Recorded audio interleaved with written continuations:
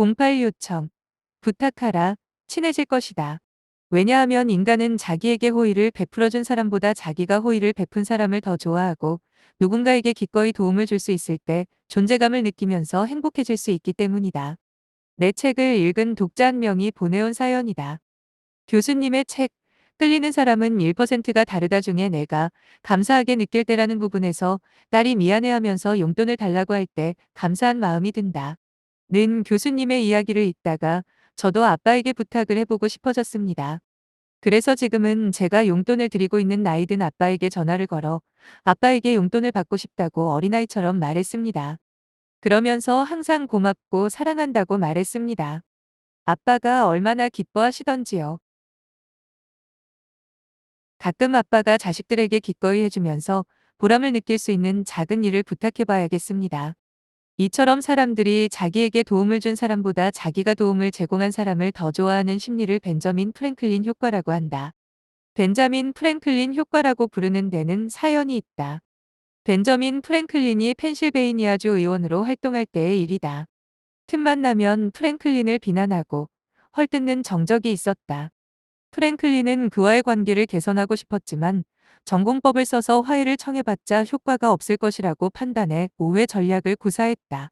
그 전략은 사람들은 자신에게 친절을 베푼 사람보다 자기가 친절을 베푼 사람을 더 좋아한다. 는 서양 속담에서 아이디어를 얻어낸 전략이었다. 어느 날 프랭클린은 그 정적에게 정중하게 부탁하는 편지를 보냈다. 의원님께서 매우 진귀한 책을 소장하고 계신다는 소문을 들었습니다. 죄송하지만 그 책을 며칠만 빌려주실 수 있겠습니까? 그 편지를 받은 정적은 너무나도 정중한 프랭클린의 부탁을 거절할 수 없어 그 책을 빌려줬다. 프랭클린은 며칠 뒤 진심을 담은 장문의 감사 편지와 함께 책을 돌려주었다. 그 후 정적이 프랭클린을 대하는 태도가 달라지면서 두 사람은 친구가 되었으며 죽을 때까지 우정을 나누는 절친이 되었다. 여기서 우리가 배울 수 있는 교훈 한 가지가 있다. 어떤 사람과의 관계를 개선하고 싶다면 화해를 청한다거나 선물을 하기보다는 그 사람이 기꺼이 들어줄 수 있는 작은 부탁을 하고 진심을 담아 감사한 마음을 전달하면 의외로 쉽게 관계를 개선할 수 있다는 사실이다. 그런데 벤저민 프랭클린 효과, 좀 의아하지 않은가? 상식적으로 봤을 때 사람들은 자기에게 도움을 준 사람을 더 좋아할 것 같은데 자기가 도움을 제공한 사람을 더 좋아한다? 거기에는 몇 가지 심리학적인 이유가 있다. 첫째, 도움을 요청할 때는 대개 고개를 숙이면서 친절하고 정중한 태도를 보이기 때문이다. 사람은 자기에게 고개를 숙이고 친절하고 정중한 사람을 좋아한다. 둘째, 믿어주고 존중받는 느낌을 받기 때문이다. 부탁은 그 부탁을 들어줄 만한 가치가 있는 사람에게 하게 되고 사람은 자기를 인정해주는 사람을 좋아한다. 셋째, 사람은 그게 사람이든 사물이든 자신이 시간과 에너지를 투입해서 노력한 만큼 그것을 좋아한다. 자식의 부모 사랑, 보다 부모의 자식 사랑이 비교도 할 수 없을 만큼 더 큰 것도 바로 자식들이 부모에게 투자한 것보다 부모들이 자식들에게 투자한 것이 훨씬 더 많기 때문이다. 이 방법은 거래처나 고객, 부하 직원뿐 아니라 자녀와의 관계를 개선하는 데도 활용할 수 있다. 자녀에게도 뭔가 자꾸 베풀어 주려고만 하지 말고 오히려 자녀가 부모에게 뭔가를 베풀도록 부탁할 때 더 좋은 사이가 될 수 있다. 예를 들면 이렇게 말이다. 아빠가 이번 회식 때 노래방에 갈 건데 부르기 쉽고 요즘 인기 있는 노래 몇 곡 다운받아 줄래? 엄마가 바빠서 그러는데 우리 딸이 시금치 좀 다듬어 주면 안 될까? 죽음을 앞두고 행한 마지막 강의로 전 세계 수천만 명을 감동시킨 랜디 포시 랜디 파우스치 교수는 그에 져서 마지막 강의에서 돌아가신 아버지와 마지막으로 했던 디즈니월드 여행을 회고하면서 원하는 게 있으면 용기를 내서 요청하라고 말한다. 4살짜리 아들이 모노레일의 머리 부분에 운전사와 함께 앉고 싶어 했습니다. 스릴을 좋아하는 아버지도 그러고 싶어 하셨지만 일반 관객들은 그곳에 앉지 못한다는 것을 알고 단념하셨습니다. 그때 제가 안내원에게 물었습니다. 실례합니다. 우리 3명이 첫 번째 칸에 앉을 수 있도록 부탁 좀 드려도 될까요? 그러자 안내원이 말했습니다. 물론입니다. 손님. 랜디 포시 교수는 다른 사람에게 기꺼이 돕고 싶도록 요청하는 것이 얼마나 중요한지를 설명하면서 이렇게 말했다. 그저 묻기만 하면 된다. 당신이 기대하는 것보다 자주 듣게 될 대답은 물론이죠. 일 것이다. 그리고 랜디 포시 교수는 학창시절 생명부지의 유명한 교수를 인생의 멘토를 만들게 된 에피소드도 소개했다. 20대 후반에 꼭 한번 만나고 싶은 세계적인 컴퓨터 과학자에게 이메일을 보낸 적이 있었다. 만약 제가 버지니아에서 노스캐롤라이나까지 운전을 해서 가면 30분 정도만 제게 시간을 내어주실 수 있을까요? 답장을 받을 수 있을지 반신반의했지만 그 교수는 곧바로 답장을 보내왔다. 자네가 운전해서 여기까지 온다면 나는 30분 이상의 시간이라도 내겠네. 그 교수님은 나에게 1시간 반을 할애했고 그날 이후 그 교수님은 내 인생의 멘토가 되었다. 도움이 필요하면 도와달라고 부탁하자. 물론 거절당할 수도 있고 좌절감을 맛볼 수도 있다. 하지만 용기를 내서 그냥 물어보기만 해도 우리는 기대보다 훨씬 더 많이, 물론이죠. 라는 답을 듣게 될 것이다. 그리고 그 사람과 더 좋은 관계로 지낼 수 있다.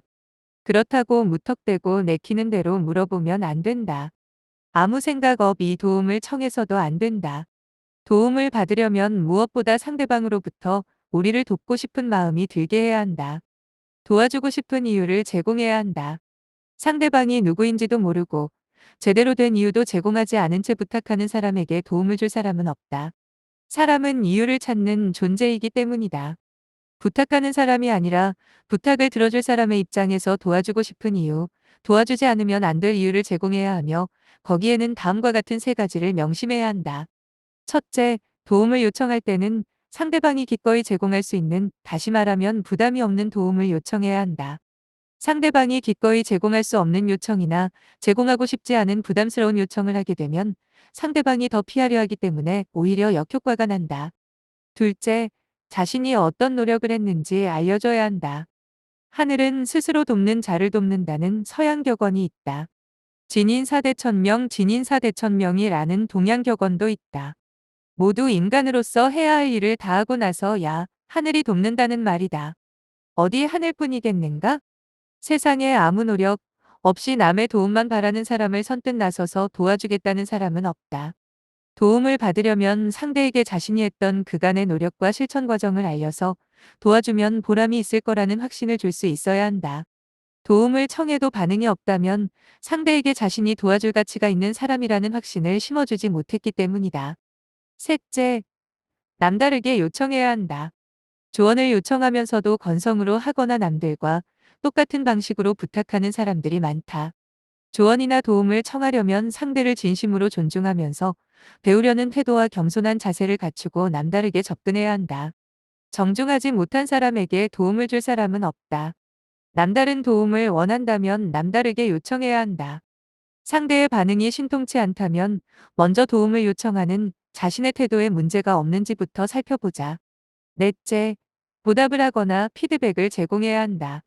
무조건 부탁만 하는 사람도 많고 도움을 받고 난 뒤 소식을 뚝 끊는 사람도 많다.